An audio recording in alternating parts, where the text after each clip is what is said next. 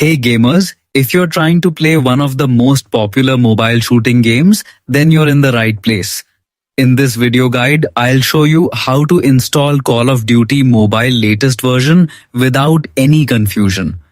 First of all, make sure your phone is connected to a stable Wi-Fi or mobile data connection. A strong internet connection is very important because the game file is large and may take some time to download. Now open the Google Play Store if you are using Android or open the App Store if you are using an iPhone. Once the store is open, go to the search bar at the top and type Call of Duty Mobile. You will see the official game appear in the results. Tap on it and make sure it is the correct version published by the official developer. Next, you will see an install button. Simply tap on it and wait for the downloading process to begin. The installation may take a few minutes depending on your internet speed and device performance.